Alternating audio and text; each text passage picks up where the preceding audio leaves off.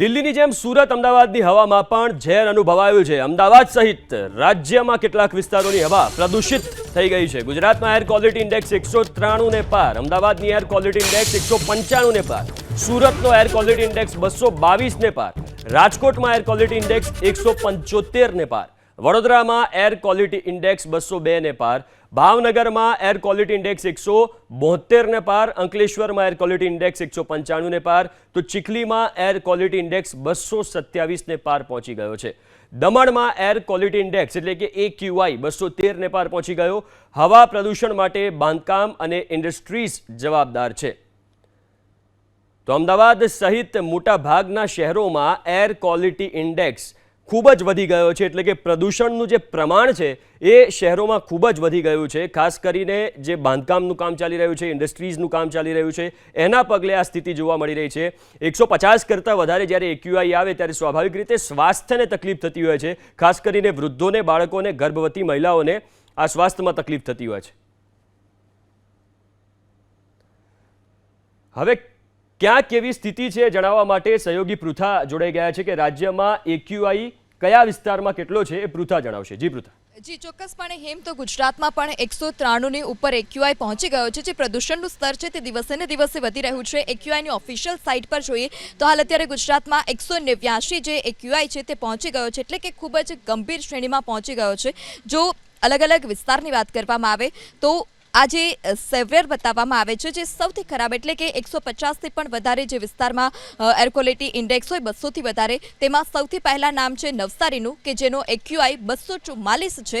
જ્યારે સુરતની વાત કરવામાં આવે તો સુરતમાં પણ 233 તેનો AQI છે।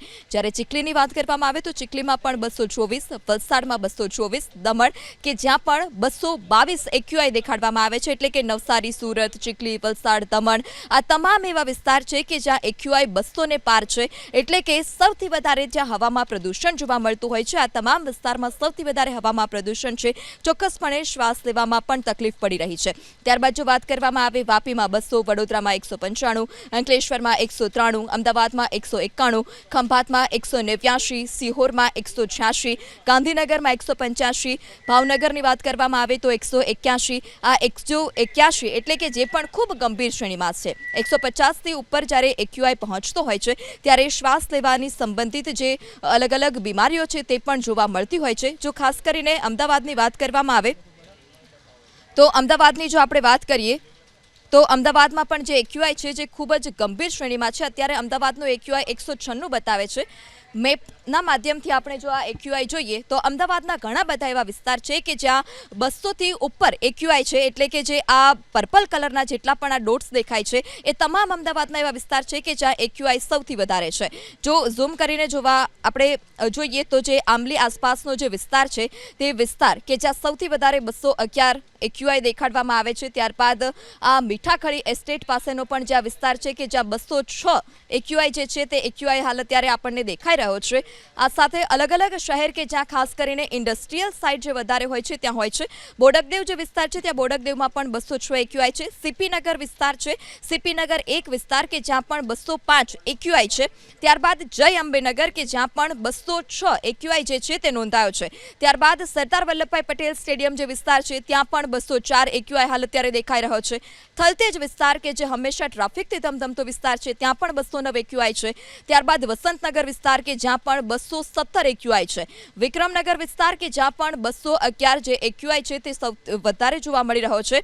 ત્યારબાદ ચાંદખેડાની વાત કરીએ તો 193, ઘુમા 184, ગ્યાસપુર 189, ખાવડા કે જ્યાં 191 જે હાલ અત્યારે AQI પહોંચી રહ્યો છે, મણિનગર કે જે 189, ફેઝ 4 GIDC કે જ્યાં પણ 192 છે। ત્યારબાદ રખિયાલનો જે AQI વાત કરવામાં આવે તો 193 છે। રામદેવનગરની વાત કરવામાં આવે તો 186, AIC ઇસરો બોપલ કે જ્યાં 189 છે। ત્યારબાદ સેટેલાઇટ ઇસરોની વાત કરવામાં આવે તો તે પણ વિસ્તાર 190 AQI ધરાવતો વિસ્તાર છે। જો આ વાત કરવામાં આવે તો અલગ અલગ ફેઝ અને કલર પરથી નક્કી કરી શકાય. જો ગ્રીન એટલે કે 0 થી 50 એર ક્વોલિટી ઇન્ડેક્સ નક્કી થાય તો તે સૌથી શુદ્ધ હવા ગણી શકાય છે. યલો એટલે કે 50 થી 100 કે જ્યાં શ્વાસ લેવામાં કોઈ પણ સંબંધિત તકલીફો નથી હોતી.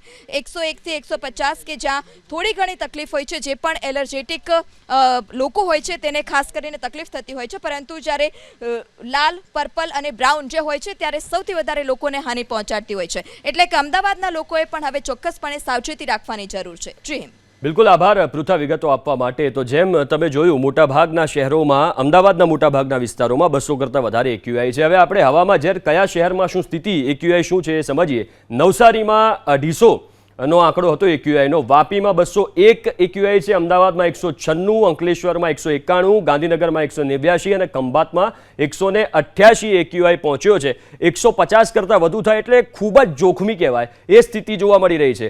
શિનોરમાં 188, ભાવનગર સિટીમાં 187 નો એક્યુઆઈ છે, મહેસાણામાં 175 નો એક્યુઆઈ છે અને રાજકોટમાં 175 નો એક્યુઆઈ છે. એટલે મોટા ભાગના શહેરી વિસ્તારમાં આ સ્થિતિ જોવા મળી રહી છે. નવસારીમાં 250, ચીખલીમાં 228, સુરતમાં 222 એક્યુઆઈ, વલસાડમાં 222 અને વડોદરામાં 202 જેટલો એક્યુઆઈ છે. કેટલો એક્યુઆઈ સ્વાસ્થ્ય માટે સારો અને કેટલો એક્યુઆઈ એટલે કે એર ક્વોલિટી ઇન્ડેક્સ સ્વાસ્થ્ય માટે ઘાતક કહેવાય, એના ઉપર એકવાર નજર કરી લઈએ. 0 થી 100 ની વચ્ચે હોય તો એ હવાની ગુણવત્તાનો સ્કોર એ સારો છે. 101 થી 200 ની વચ્ચે હોય તો આરોગ્ય માટે ખરાબ છે. 201 થી 300 ની વચ્ચે હોય તો આરોગ્ય માટે અત્યંત ગંભીર.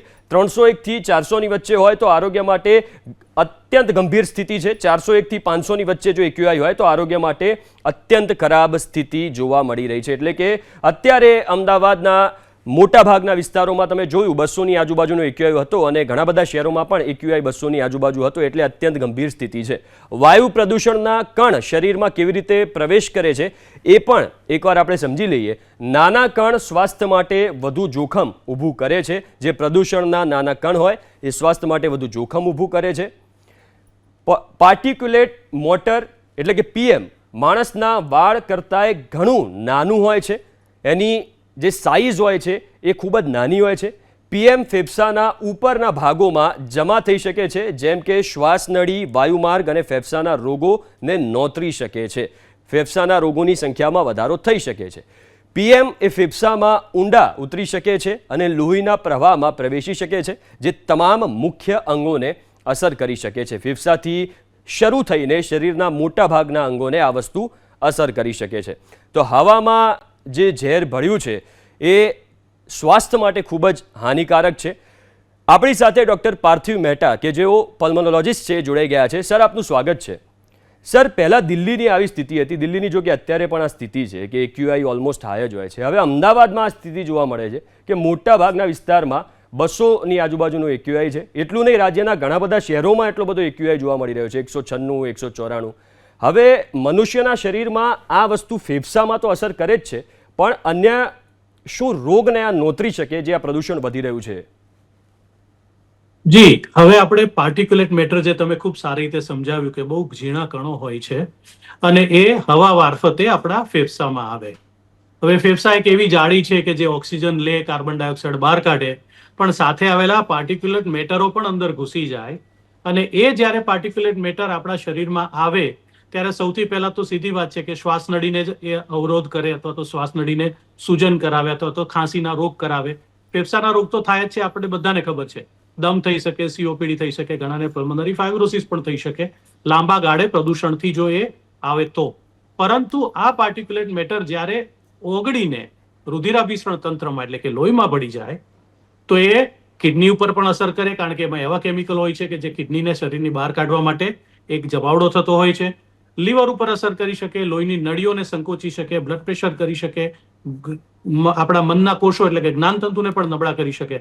એટલે પોલ્યુશન લાંબા ગાળે તો ખૂબ બધી અસર કરે. ખાસ કરીને જે સગર્ભા સ્ત્રીઓ છે, જો એના શરીરમાં આટલા પોલ્યુટેડ હવાવાળી હવા જાય અને એને કારણે થાય તો બાળક જે વિકસિત થઈ રહ્યું છે એ બાળકના વિકાસને પણ એ કુંઠિત કરી શકે છે. બિલકુલ સર, એક આંકડો છે કે જે રીતનું અત્યારે પ્રદૂષણ અમદાવાદમાં જે ઓલમોસ્ટ 3 થી 4 સિગરેટ લોકો પીવે એટલું પ્રદૂષણ અમદાવાદની હવામાં અત્યારે જોવા મળી રહ્યું છે.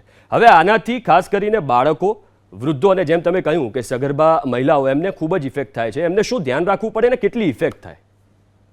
સૌથી પહેલા તો જો અનિવાર્ય ન હોય તો આપણે હવે તમે ખૂબ સારી મોટી સેવા કરી રહ્યા છો અને સરકારશ્રી પણ સેવા કરે છે કે કયા એરિયામાં પ્રદૂષણ વધારે છે. હમણાં વાત કહી કે બોડકદેવના એરિયામાં છે અથવા તો બોપલ આંબલીના એરિયામાં છે, તો એવા એરિયામાં જવું ટાળવું. પણ બધી જગ્યાએ જવું ટાળી ન શકાય તો પ્રદૂષિત એરિયામાં જઈએ ત્યારે આપણે સાદું ફિલ્ટર ભરી શકીએ અથવા માસ્ક પહેરી શકીએ અથવા આપણો સાદો હાથ રૂમાલ હોય એને 4 પડે બાંધીને એને બહારથી સહેજ ભીનું પાણી છાંટી દઈએ તો એ બધા જ પાર્ટિક્યુલેટ મેટરો એમાં શોષાઈ જતા હોય છે, હવા થોડી શુદ્ધ થઈ શકે. પહેલું. બીજું, હું જ્યારે એવા એરિયામાંથી પાછો આવું છું તો મારા ફેફસાને, મારા શ્વસન તંત્રને સાફ રાખવા માટે ગરમ પાણીથી નાસ લઉં, હુંફાળું ગરમ પાણી પીવું, મારી જાતના મારા શ્વસન તંત્રને સાફ રાખવાના મને જે આવડતા હોય એ હું ઉપાય કરું. મને જો દમનો રોગ છે, મને અસ્થમા છે, મને એલર્જીના ડિસીઝીસ છે, તો હું મારી દવાના ડોઝ મારા ડોક્ટર સાથે વાત કરીને એડજસ્ટ કરાવી લઉં. કારણ કે મોટા ભાગે તમને જાણીને આશ્ચર્ય થશે, છેલ્લા 1 અઠવાડિયામાં ઇમરજન્સીમાં શ્વાસના રોગોના હુમલાને કારણે સારવાર લેવા જતા લોકોમાં બહુ મોટો ઉછાળો આવ્યો છે. રાત પડે ખૂબ દમ વધી જાય, શ્વાસ વધી જાય, ગળાને ઓક્સિજન ઘટી જવાથી ખૂબ બધું નુકસાન થયાના હોવાના પણ કિસ્સાઓ આવ્યા છે. તો જો મને આવો કોઈ રોગ છે તો હું મારા ટ્રીટિંગ ડોક્ટર સાથે વાત કરી અને મારી દવાના ડોઝ એડજસ્ટ કરાવી શકું. કદાચ તકલીફ થાય તો વધુ શું દવા લેવી એનું લિસ્ટ પણ લઈ શકું. સર, કારણ કે પોલ્યુશન વધ્યું છે એટલે જે કેસીસ પહેલાં આવતા હતા એના કરતાં કેસીસમાં પણ વધારો થયો છે. તમારી જોડે જે કેસીસ આવતા હતા છેલ્લા 5-7 વર્ષમાં એમાં કેટલો વધારો તમે જોયો? વર્ષો ઉત્તરોત્તર વધારો આપણે ગણી શકીએ તો 5 થી 7% પ્રદૂષણ અમારા કેસીસમાં કોન્ટ્રીબ્યુટ કરે છે. એટલે મેડિકલ ફિલ્ડમાં વાત કરીએ તો 5 થી 7% જો ફેફસાના રોગોના કેસીસમાં વધારો થતો હોય તો એનાથી અડધો વધારો જ્ઞાનતંતુના રોગો કે હૃદયના રોગો કે કિડનીના રોગોમાં પણ પ્રદૂષણને લીધે થાય એવું આપણે ચોક્કસ માની શકીએ. સ્ટેટિસ્ટિકલી યસ, સવાયો થઈ ગયો છેલ્લા 5 વર્ષમાં ગણીએ તો 5 વર્ષ પહેલા હતું એના કરતાં અત્યારે એ પેશન્ટ્સનો લોડ 1.25 ટાઈમ એટલે કે સવાયો થઈ ગયો આપણે ચોક્કસ કહી શકીએ. બિલકુલ, આભાર સર અમારી સાથે જોડાવા બદલ અને ઇન્ફોર્મેશન આપવા બદલ.